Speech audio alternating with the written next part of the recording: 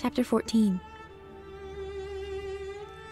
I've heard it said that the week in which a young girl prepares for her debut as an apprentice geisha is like when a caterpillar turns into a butterfly. It's a charming idea, but for the life of me I can't imagine why anyone ever thought up such a thing. A caterpillar has only to spin its cocoon and doze off for a while, whereas in my case, I'm sure I never had a more exhausting week. The first step was to have my hair done in the manner of an apprentice geisha, in the split peach style, which I've mentioned. Gion had quite a number of hairdressers in those days. Mamehas worked in a terribly crowded room above an eel restaurant. I had to spend nearly 2 hours waiting my turn with 6 or 8 geisha kneeling here and there, even out on the landing of the stairwell. And I'm sorry to say that the smell of dirty hair was overpowering.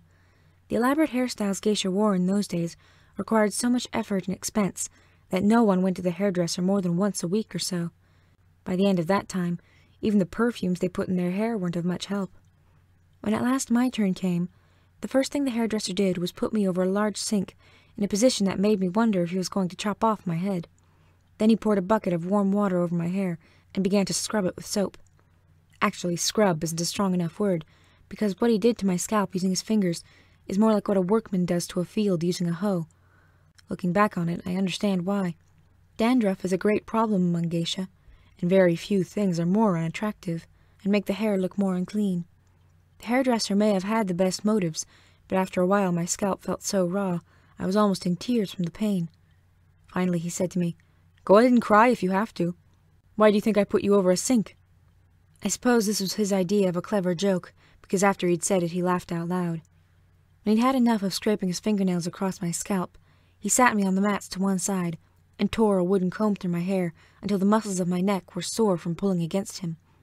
At length, he satisfied himself that the knots were gone, and then combed camellia oil into my hair, which gave it a lovely sheen. I was starting to think the worst was over, but then he took out a bar of wax, and I must tell you that even with camellia oil as a lubricant and a hot iron to keep the wax soft, hair and wax were never meant to go together. It says a great deal about how civilized we human beings are, that a young girl can willingly sit and allow a grown man to comb wax through her hair without doing anything more than whimpering quietly to herself. If you tried such a thing with a dog, it would bite you so much you'd be able to see through your hands. When my hair was evenly waxed, the hairdresser swept the forelock back and brought the rest up into a large knot like a pincushion on the top of my head. When viewed from the back, this pincushion has a split in it, as if it's cut in two, which gives the hairstyle its name of split peach. Even though I wore this split peach hairstyle for a number of years, there's something about it that never occurred to me until quite some time later when a man explained it. The knot, what I've called the pincushion, is formed by wrapping the hair around a piece of fabric. In back where the knot is split, the fabric is left visible. It might be any design or color, but in the case of an apprentice geisha, after a certain point in her life at least, it's always red silk.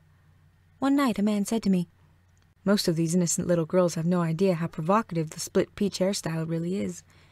Imagine that you're walking along behind a young geisha, thinking all sorts of naughty thoughts about her, what you might like to do to her, and then you see on her head this split peach shape with a big splash of red inside the cleft. And what do you think of?" Well, I didn't think of anything at all, and I told him so. "You aren't using your imagination," he said. After a moment I understood, and turned so red he laughed to see it.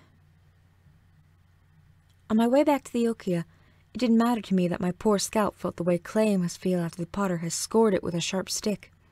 Every time I caught a glimpse of myself in the glass of a shop, I felt I was someone to be taken seriously. Not a girl anymore, but a young woman. When I reached the Okia, Auntie made me model my hair for her, and said all sorts of kind things. Even Pumpkin couldn't resist walking once around me admiringly, though Hatsumama would have been angry if she'd known. And what do you suppose Mother's reaction was? She stood on her tiptoes to see better, which did her little good. Because already I was taller than she was, and then complained that I probably ought to have gone to Hatsumomo's hairdresser rather than Mameha's. Every young geisha may be proud of her hairstyle at first, but she comes to hate it within 3 or 4 days. Because, you see, if a girl comes home exhausted from the hairdresser and lays her head down on a pillow for a nap just as she did the night before, her hair will be flattened out of shape. The moment she awakens, she'll have to go right back to the hairdresser again. For this reason, a young apprentice geisha must learn a new way of sleeping after her hair is styled for the first time. She doesn't use an ordinary pillow any longer, but a takamakura, which I have mentioned before. It's not so much a pillow as a cradle for the base of the neck. Most are padded with a bag of wheat chaff, but still, they're not much better than putting your neck on a stone. You lie there on your futon, with your hair suspended in the air, thinking everything is fine until you fall asleep. But when you wake up, you've shifted somehow so that your head has settled back onto the mats, and your hairstyle is as flat as if you hadn't bothered to use a tall pillow in the first place. In my case, Auntie helped me to avoid this by putting a tray of rice flour on the mats beneath my hair. Whenever my head drooped back while I slept, my hair sank into the rice flour, which stuck to the wax and ruined my hairstyle. I'd already watched Pumpkin go through this ordeal. Now it was my turn. For a time I woke up every morning with my hair ruined, and had to wait in line at the hairdresser for my chance to be tortured. Every afternoon during the week leading up to my debut, Auntie dressed me in the complete regalia of an apprentice geisha and made me walk up and down the dirt corridor of the okiya to build up my strength. In the beginning I could scarcely walk at all, and worried that I might tip over backward. Young girls dress much more ornately than older women, you see, which means brighter colors and showier fabrics, but also a longer obi. A mature woman will wear the obi tied in the back, in a manner we call the drum knot, because it makes a tidy little box shape. This doesn't require very much fabric. But a girl younger than around 20 or so wears her obi in a showier fashion. In the case of an apprentice geisha, this means the most dramatic fashion of all, a daurari obi, dangling obi, knotted almost as high as the shoulder blades, and with the ends hanging nearly to the ground. No matter how brightly colored a kimono might be, the obi is nearly always brighter. When an apprentice geisha walks down the street in front of you, you notice not her kimono, but rather her brilliantly colored dangling obi, with just a margin of kimono showing at the shoulders and on the sides.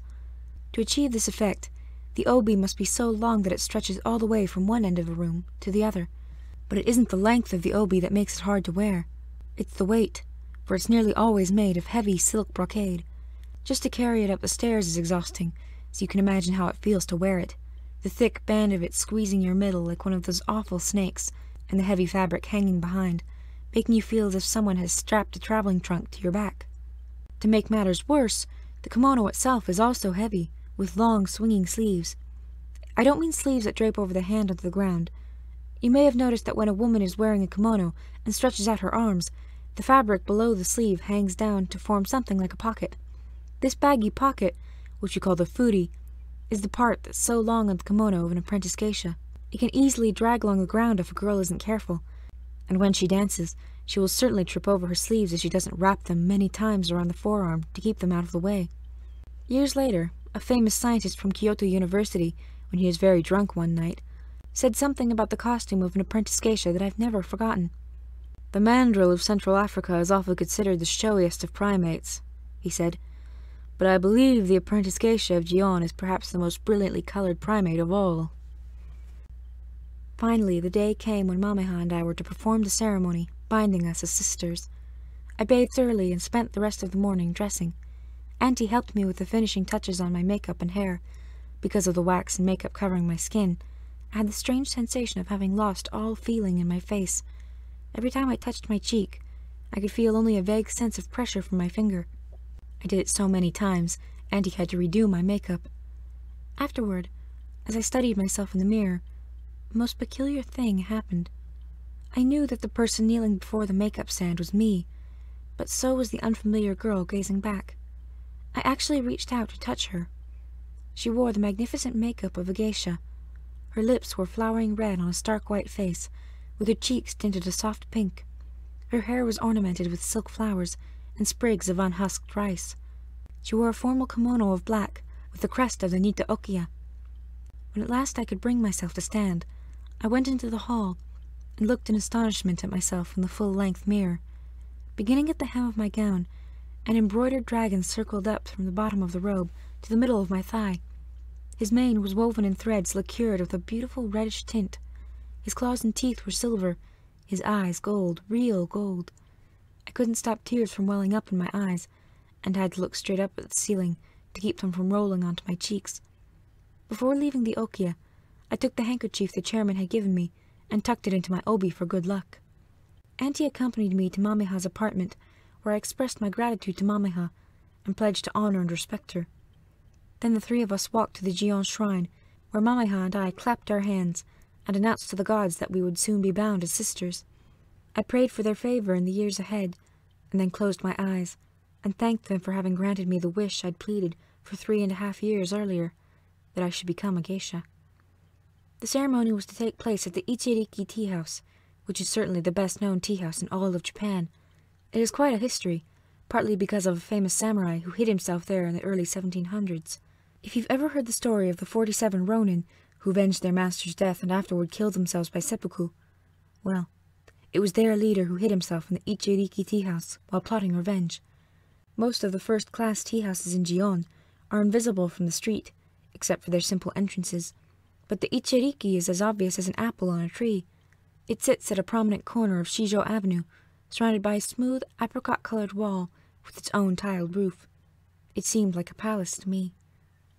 We were joined there by 2 of Mamaha's younger sisters, as well as by Mother. When we had all assembled in the exterior garden, a maid led us through the entrance hall and down a beautiful meandering corridor to a small tatami room in the back. I'd never been in such elegant surroundings before. Every piece of wood trim gleamed. Every plaster wall was perfect in its smoothness. I smelled the sweet, dusty fragrance of koriyaki, char black, a sort of perfume made by charring wood and grinding it into a soft grey dust. It's very old-fashioned, and even Mamaha, who is as traditional a geisha as you would find, preferred something more Western. But all the koriyaki worn by generations of geishas still haunted the Ichiriki. I have some even now, which I keep in a wooden vial, and when I smell it, I see myself back there once again. The ceremony, which was attended by the mistress of the Ichiriki, lasted only about 10 minutes. A maid brought a tray with several sake cups, and Mamaha and I drank together. I took 3 sips from a cup, and then passed it to her, and she took 3 sips. We did this with 3 different cups, and then it was over. From that moment on, I was no longer known as Chiyo. I was the novice geisha Sayuri. During the first month of apprenticeship, a young geisha is known as a novice, and cannot perform dances or entertain on her own without her older sister, and in fact does little besides watching and waiting. As for my name of Sayuri, Mamaha had worked with her fortune-teller a long while to choose it. The sound of a name isn't all that matters, you see. The meaning of the characters is very important as well, and so is the number of strokes used to write them, for there are lucky and unlucky stroke counts. My new name came from Sa, meaning together, Yu, from the zodiac sign for the hen, in order to balance other elements in my personality, and Ri, meaning understanding. All the combinations involving an element from Mamaha's name, unfortunately, had been pronounced inauspicious by the fortune-teller. I thought Sayuri was a lovely name, but it felt strange not to be known as Chiyo any longer. After the ceremony, we went into another room for a lunch of red rice, made of rice mixed with red beans. I picked at it, feeling strangely unsettled and not at all like celebrating. The mistress of the tea-house asked me a question, and when I heard her call me Sayuri, I realized what was bothering me. It was as if the little girl named Chiyo, running barefoot from the pond to her tipsy house, no longer existed. I felt that this new girl, Sayuri, with her gleaming white face and her red lips, had destroyed her. Mamaha planned to spend the early afternoon taking me around to Gion to introduce me to the mistresses of the various tea-houses in Okia with which she had relationships. But we didn't head out the moment lunch was done. Instead, she took me into a room at the Ichiriki and asked me to sit. Of course, a geisha never really sits while wearing kimono. What we call sitting is probably what other people would call kneeling. In any case, after I'd done it, she made a face at me and told me to do it again. The robes were so awkward it took me several tries to manage it properly. Mamaha gave me a little ornament in the shape of a gourd and showed me how to wear it dangling on my obi. The gourd, being hollow and light, is thought to offset the heaviness of the body, you see, and many a clumsy young apprentice has relied upon one to help keep her from falling down. Mamaha talked with me a while, and then just when we were ready to leave, asked me to pour her a cup of tea. The pot was empty, but she told me to pretend to pour it anyway. She wanted to see how I held my sleeve out of the way when I did it. I thought I knew exactly what she was looking for, and tried my best, but Mamaha was unhappy with me. "First of all," she said, "whose cup are you filling?" "Yours," I said. "Well, for heaven's sake, you don't need to impress me. Pretend I'm someone else. Am I a man or a woman?" "A man," I said. "All right then, pour me a cup again." I did so, and Mamaha practically broke her neck trying to peer out my sleeve as I held my arm out. "How do you like that?" she asked me. "Because that's exactly what's going to happen if you hold your arm so high." I tried pouring again with my arm a bit lower. This time she pretended to yawn, and then turned and began a conversation with an imaginary geisha sitting on the other side of her. "I think you're trying to tell me that I bored you," I said. "But how can I bore you just pouring a cup of tea? You may not want me looking up your sleeve, but that doesn't mean you have to act prissy. A man is interested in only one thing. Believe me, you'll understand all too soon what I'm talking about. In the meantime, you can keep him happy by letting him think he's permitted to see parts of your body no one else can see. If an apprentice geisha acts the way you did just then, pouring tea just like a maid would, the poor man will lose all hope.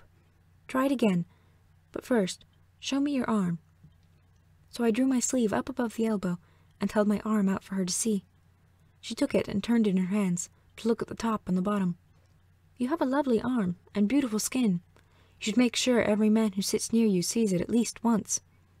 So I went on, pouring tea again and again, until Mamaha felt satisfied that I drew my sleeve out of the way enough to show my arm without being too obvious what I was doing.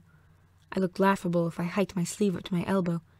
The trick was to act like I was merely pulling it out of the way, while at the same time drawing it a few finger widths above my wrist to give a view of my forearm. Mamaha said the prettiest part of the arm was the underside, so I must always be sure to hold the teapot in such a way that the man saw the bottom of my arm, rather than the top. She asked me to do it again, this time pretending I was pouring tea for the mistress of the Ichiriki. I showed my arm in just the same way, and Mamaha made a face at once. "For heaven's sake, I'm a woman," she said. "Why are you showing me your arm that way? Probably you're just trying to make me angry." "Angry? What else am I supposed to think? You're showing me how youthful and beautiful you are, while I'm already old and decrepit, unless you were doing it just to be vulgar." "How is it vulgar?" "Why else have you made such a point of letting me see the underside of your arm? You may as well show me the bottom of your foot or the inside of your thigh. If I happen to catch a glimpse of something here or there, well, that's all right, but to make such a point of showing it to me." So I poured a few more times, until I learned a more demure and suitable method, whereupon Mamaha announced that we were ready to go out in Gion together. Already by this time, I'd been wearing the complete ensemble of an apprentice geisha for several hours. Now I had to try walking all around Gion in the shoes we call okobo. They're quite tall and made of wood, with lovely lacquered thongs to hold the foot in place.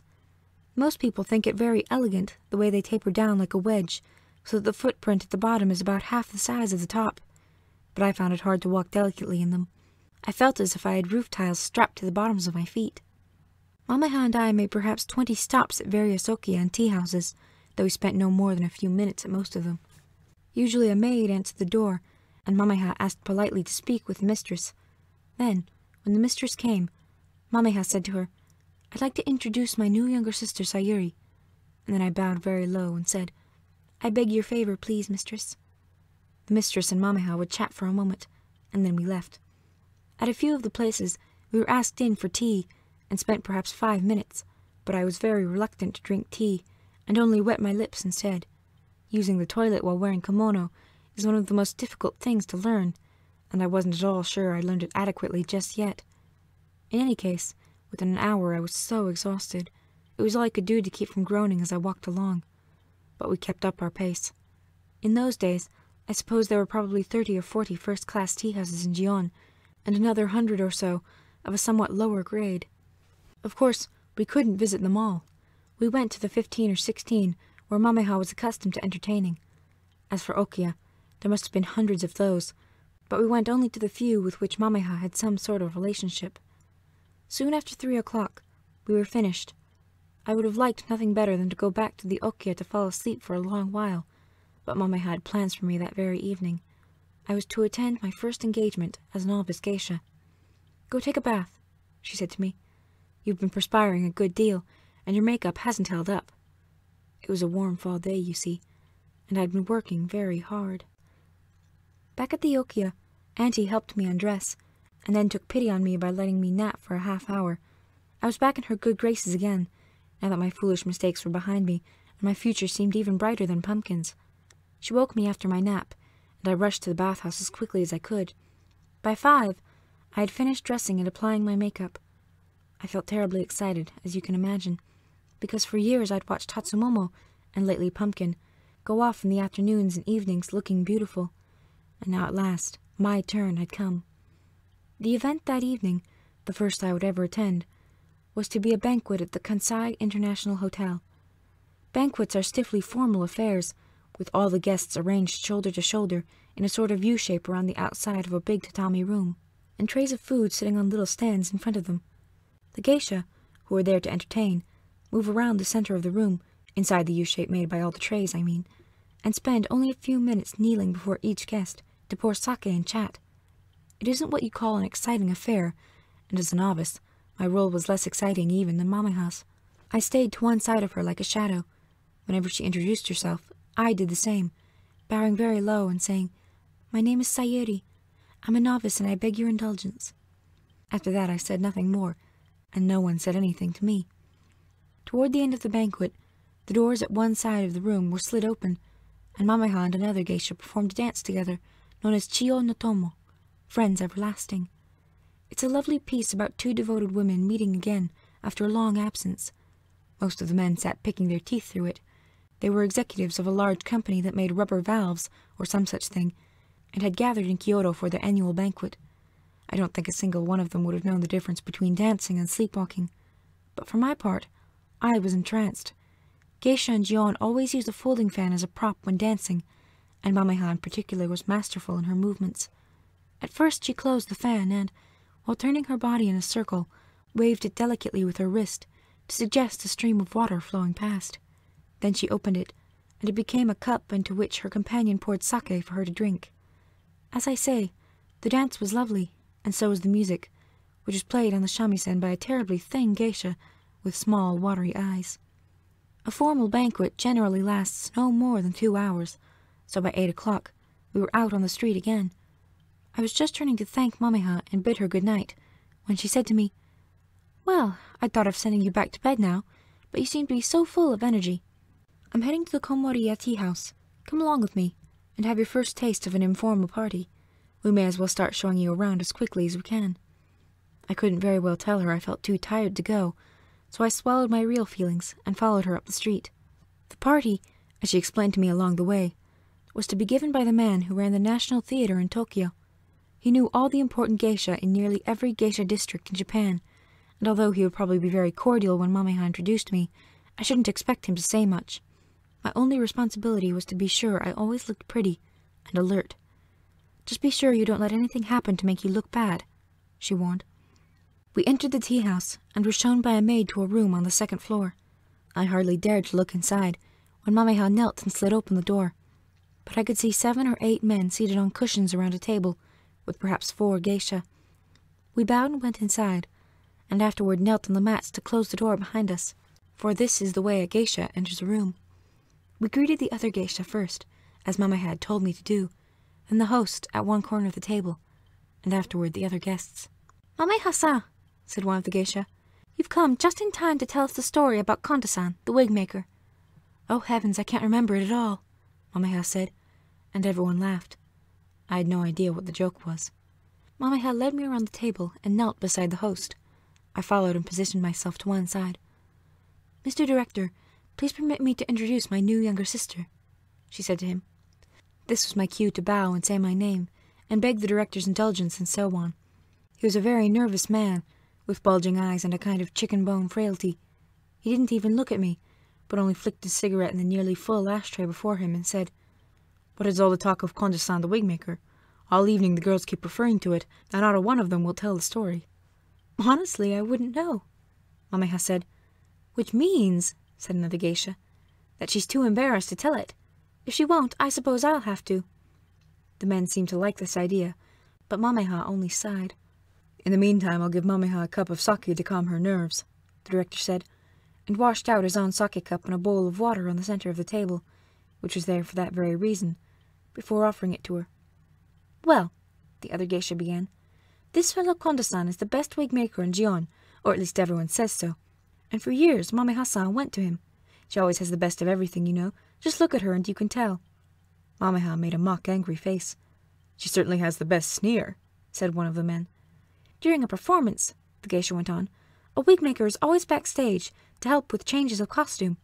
Often while a geisha is taking off a certain robe and putting on another, something will slip here or there, and then suddenly a naked breast or a little bit of hair. You know, these things happen. And anyway, "All these years I've been working in a bank," said one of the men. "I want to be a wig maker." There's more to it than just gawking at naked women. Anyway, Mame Hassan always acts very prim and goes behind a screen to change. Let me tell the story, Mame interrupted. You're going to give me a bad name. I wasn't being prim. Kondo-san was always staring at me like he couldn't wait for the next costume change, so I had a screen brought in. It's a wonder Kondo-san didn't burn a hole in it with his eyes, trying to see through it the way he did. "Why couldn't you just give him a little glimpse now and then?" the director interrupted. "How can it hurt you to be nice?" I've never thought of it that way, Mame said. You're quite right, Mr. Director. What harm can a little glimpse do?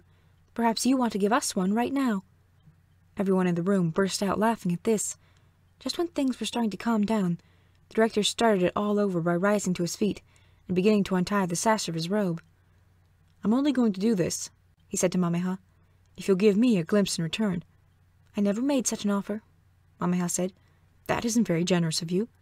Generous people don't become geisha, Mameha said. They become the patrons of geisha. "Never mind then," the director said, and sat back down. I have to say, I was very relieved he'd given up, because although all the others seemed to be enjoying themselves enormously, I felt embarrassed. Where was I? Mameha said. Well, I had the screen brought in one day, and I thought this was enough to keep me safe from Kondo-san. But when I hurried back from the toilet at one point, I couldn't find him anywhere. I began to panic because I needed my wig for my next entrance. But soon we found him sitting on a chest against the wall, looking very weak and sweating. I wondered if there was something wrong with his heart. He had my wig beside him, and when he saw me, he apologized and helped put it on me. Then later that afternoon, he handed me a note he'd written. Here Mameha's voice trailed off. At last one of the men said, "Well, what did it say?" Mameha covered her eyes with her hand. She was too embarrassed to continue, and everyone in the room broke into laughter. "All right, I'll tell you what he wrote," said the geisha who'd begun the story. "It was something like this. Dearest Mameha, you are the very loveliest geisha in all of Gion," and so forth. "After you have worn a wig, I always cherish it, and keep it in my workshop to put my face into it, and smell the scent of your hair many times a day. But today, when you rushed into the toilet, you gave me the greatest moment of my life. While you were inside, I hid myself at the door, and the beautiful tinkling sound, more lovely than a waterfall." The men laughed so hard that the geisha had to wait before going on. "And the beautiful tinkling sound, more lovely than a waterfall, made me hard and stiff where I myself tinkle." "He didn't say it that way," Mameha said. "He wrote, the beautiful tinkling sound, more lovely than a waterfall, caused me to swell and bulge at the knowledge that your body was bare." Then he told her, the other geisha said, that he was unable to stand afterward because of the excitement, and he hoped that one day he would experience such a moment again. Of course everyone laughed, and I pretended to laugh too, but the truth is, I was finding it difficult to believe that these men, who had paid so considerably to be there, among women wrapped in beautiful, expensive robes, really wanted to hear the same sorts of stories children back in the pond in Yoroido might have told. I'd imagined feeling out of my depth in a conversation about literature, or kabuki, or something of that sort. And of course, there were such parties in Gion. It just happened that my first was more of the childish kind. All through Mameha's story, the man beside me had sat rubbing his splotchy face with his hands and paying little attention. Now he looked at me a long while and then asked, "What's the matter with your eyes? Or have I just drunk too much?" He certainly had drunk too much, though I didn't think it would be proper to tell him. But before I could answer, his eyebrows began to twitch, and a moment later he reached up and scratched his head so much that a little cloud of snow spilled onto his shoulders. As it turned out, he was known in Gion as Mr. Snow Showers because of his terrible dandruff. He seemed to have forgotten the question he'd asked me, or maybe he never expected me to answer it, because now he asked my age. I told him I was 14. "You're the oldest 14-year-old I've ever seen. Here, take this," he said, and handed me his empty sake cup. "Oh, no thank you, sir," I replied, "for I'm only a novice." This was what Mameha had taught me to say, but Mr. Snow Showers didn't listen. He just held the cup in the air until I took it, and then lifted up a vial of sake to pour for me. I wasn't supposed to drink sake, because an apprentice geisha, particularly one still in her novitiate, should appear childlike, but I couldn't very well disobey him. I held the sake cup out, but he scratched his head again before he poured, and I was horrified to see a few flecks settle into the cup. Mr. Snowshowers filled it with sake and said to me, "Now drink up. Go on. First of many." I gave him a smile, and had just begun to raise the cup slowly to my lips, not knowing what else I could do, when, thank heavens, Mamaha rescued me. "It's your first day in Gion, Sayuri. It won't do for you to get drunk," she said, though she was speaking for the benefit of Mr. Snowshowers. "Just wet your lips and be done with it." So I obeyed her and wet my lips with sake. And when I say that I wet my lips, I mean I pinched them shut so tightly that I nearly sprained my mouth, and then tipped the sake cup until I felt the liquid against my skin. Then I put the cup down on the table hurriedly and said, "Delicious," while reaching for the handkerchief in my obi. I felt very relieved when I patted my lips with it, and I'm happy to say that Mr. Snowshowers didn't even notice, for he was busy eyeing the cup as it sat there full on the table before him. After a moment, he picked it up in 2 fingers and poured it right down his throat, before standing and excusing himself to use the toilet. An apprentice geisha is expected to walk a man to the toilet and back, but no one expects a novice to do it. When there isn't an apprentice in the room, a man will usually walk himself to the toilet, or sometimes one of the geisha will accompany him. But Mr. Snowshowers stood there gazing down at me until I realized he was waiting for me to stand. I didn't know my way around the Komoriya tea house, but Mr. Snowshowers certainly did. I followed him down the hall and around a corner. He stepped aside while I rolled open the door to the toilet for him. After I'd closed it behind him and was waiting there in the hallway, I heard the sound of someone coming up the stairs, but I thought nothing of it. Soon, Mr. Snowshowers was done, and we made our way back. When I entered the room, I saw that another geisha had joined the party, along with an apprentice. They had their backs to the door, so that I didn't see their faces until I'd followed Mr. Snowshowers around the table and taken up my place once again. You can imagine how shocked I felt when I saw them, for there, on the other side of the table, was the one woman I would have given anything to avoid. It was Hatsumomo, smiling at me, and beside her sat Pumpkin.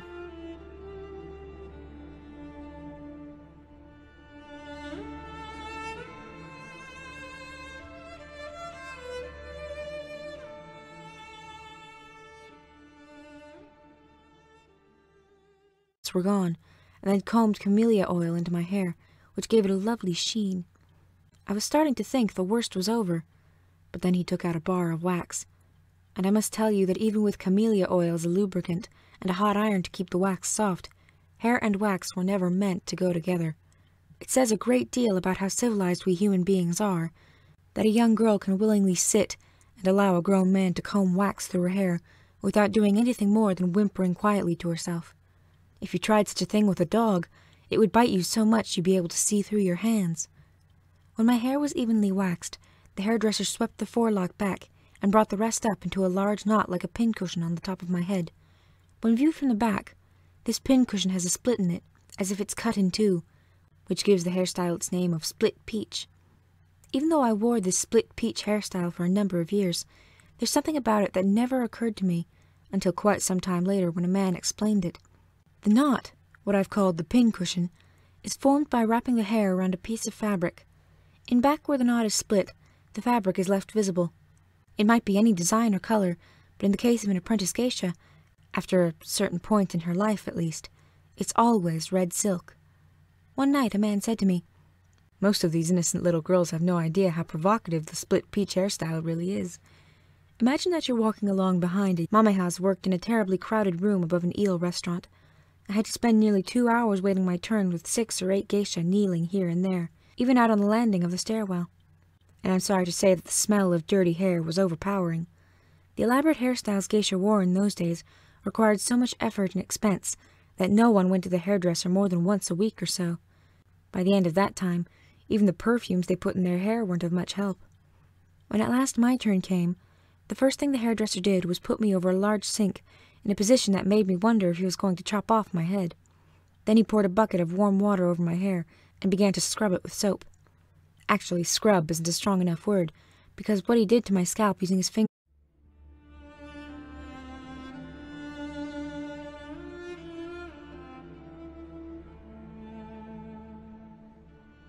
Chapter 14. I've heard it said that the week in which a young girl prepares for her debut as an apprentice geisha is like when a caterpillar turns into a butterfly. It's a charming idea, but for the life of me I can't imagine why anyone ever thought up such a thing. A caterpillar has only to spin its cocoon and doze off for a while, whereas in my case, I'm sure I never had a more exhausting week. The first step was to have my hair done in the manner of an apprentice geisha, in the split peach style, which I've mentioned. Gion had quite a number of hairdressers in those days. Fingers is more like what a workman does to a field using a hoe. Looking back on it, I understand why. Dandruff is a great problem among geisha, and very few things are more unattractive, and make the hair look more unclean.